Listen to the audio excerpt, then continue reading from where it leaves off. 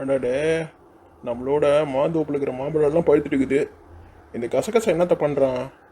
மாம்பழம் பார்த்து வச்சுன்னு வந்து சொன்னால் தானே வந்து இதெல்லாம் நம்ம பறிச்சுன்னு போக முடியும். இவன் ஒன்றுத்தையும் சொல்ல மாட்டான். இங்கே இருக்கிற குருவிங்களும் அணில்களுமே இந்த பழத்தை தின்னு தீர்த்துடுது. வாழைத்தோப்புலேயும் வாழைப்பழங்கள்லாம் கணிஞ்சு போயிருக்கு. இதையும் பறிச்சுட்டு போவோம். மதியானம் சாப்பாட்டுக்கு அப்புறமா சாப்பிடுவோம்.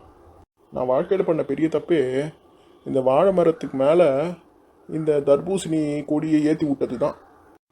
பாரு, பழங்க எப்படி காய்ச்சி மேலேருந்து இப்படி தொங்கிட்டு இருக்குது. மரம் எங்கேயாவது இது பாரத்தை தாங்குமா? மரமே சாயிற மாதிரி இருக்குது. சரி, இந்த 2 பழத்தை வச்சுப்போம். ஸ்நாக்ஸுக்காவது ஆகும் நம்மளுக்கு. இந்த பஞ்சமி எங்கே போனான்னு தெரியலையே. இந்த தர்பூசணி பழத்தை ஜூஸ் போட்டு குடிடின்னு சொல்லலான்னு பார்த்தேன். ஆனால் அவளை ஆளையே காணோம். இந்த பஞ்சமுகி என்ன திருட்டு வேலை பண்ணிகிட்டு இருக்கா பற்றியா? முந்திரி பழம் மரத்தில் இருக்கிற முந்திரி பழத்தெல்லாம் சாப்பிட்டுட்டு மிச்சம் மீதியை இங்கே வச்சுட்டு போயிருக்கிறா.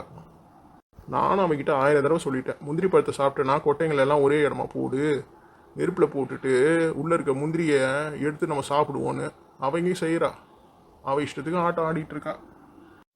முந்திரியை விட இந்த முந்திரி பழம் தான் இப்போ நல்லா இருக்குது. தண்ணி தாங்க இருக்கிற நேரத்தில் இதை கடிச்சு உறிஞ்சோன்னா போதும், தண்ணி தாக்கம் டக்குன்னு நின்று போகுது. நல்லா டேஸ்ட்டாகவும் இருக்குது இல்லை இந்த பழம்? பஞ்சமுகி, எவ்வளோ நேரம் மாடி உனக்கு தேடி நிற்குது? எப்போ பார்த்தாலும் வாழைப்பழத்தை துணினே இருக்கிறிய. மொத்த வாழைக்குழையும் காலி பண்ணிட்டியா?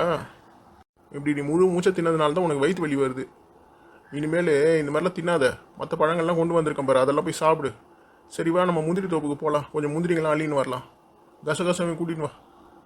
குளத்தில் நண்டுக்கு பாப்புலேஷன் ரொம்ப ஜாஸ்தி என்ன மாதிரி தெரியுது. ஒரு 4 நண்டை தூக்கி போட்டு குழம்பு வச்சு சாப்பிட்ற வேண்டியதான் மத்தியானத்துக்கு. என்னையே வெடி வரியா நீ? கொஞ்சம் ஏமாந்த போதுமே. வேற கட்டிங் போயிற மாதிரி வச்சு கட் பண்ணி விட்டுருவியே. இன்னைக்கு உன்னை பிடிச்சிட்டு போயிட்டு ஒரு நல்ல நண்டு குழம்பு வச்சு நானும் கசகசாவும் சாப்பிட போகிறோம். சாப்பாடு ஏற்கனவே உழ வச்சாச்சு. இந்த நண்டுங்களெல்லாம் பிடிச்சிட்டு போய் சமைச்சு வச்சிடணும். மக்களே, நல்லா பார்த்துக்கோங்க. சமைக்கிறதுக்கு முன்னாடி நல்லா இந்த கத்தியை தீட்டு தீட்டிக்கணும். அப்போ தான் நம்மளுக்கு ஈஸியாக சமைக்க வரும்.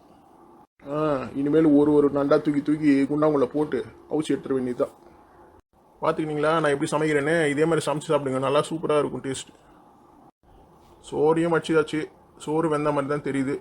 இதை நல்லா வயிற்று முட்டை சாப்பிட்டுட்டு ஒரு குட்டி தூக்கத்தை போடுவோம். ஊரில் நல்லா நிம்மதியாக தான் இருக்காங்க. பரவாயில்ல, நம்ம தலைவராக இருக்கிற வரைக்கும் இந்த ஊர் மக்களுக்கு எந்த பிரச்சனையும் இல்லை. வாங்க, எப்படி இருக்கிறீங்க எல்லாரும்? நல்லா இருக்கிறீங்களா?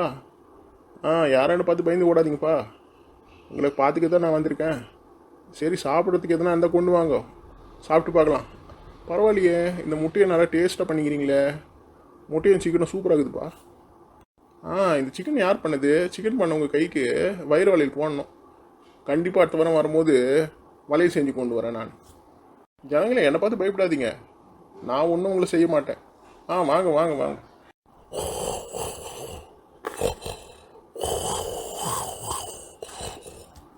ஆனால் எவனா அவன் என்னை வாடான்னு கூப்பிட்றது? ஆனால் நம்ம மகாமிஷி ராட்சசர் தானா? அட குருவே, இதே மாதிரி இருந்தால் நம்ம நிலமை என்ன ஆகுறது? தோட்டத்துக்கு போக வேண்டியது, பழங்களை பறிக்க வேண்டியது, சாப்பிட வேண்டியது, வழியில் என்ன கிடைக்குதோ அதை எடுத்துகிட்டு வந்து சமைச்சி அதையும் சாப்பிட வேண்டியது, சாப்பிட்டுட்டு நல்லா இப்படி தூங்க வேண்டியது. தூங்கி ஒரு கனவு வேறு. அந்த கனவுல என்னன்னா, ஊர் மக்கள் வராங்க, உங்களுக்கு விதமாக சமைச்சு கொடுக்குறாங்க, உங்களை அப்படி பார்த்துக்கிறாங்க. இதே மாதிரி தினமும் தின்னுட்டு படுத்து தூங்கிட்டு கனவு கண்டிருந்தீங்கன்னு வச்சுக்கோங்க, உங்களால் ஊர் உள்ள கால் வைக்கவே முடியாது.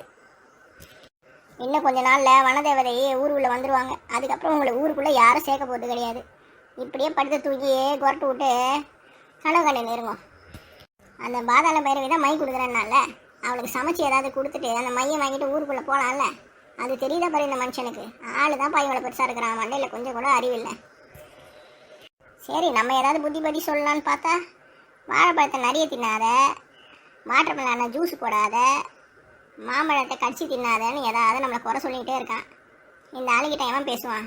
பேருக்கு தான் பாருக்கேன், மற்றபடி ஒரு வேலையும் பண்ண மாட்டான். தின்றான் தூங்குறான். மக்களே, நீங்கள் என்ன நினைக்கிறீங்க?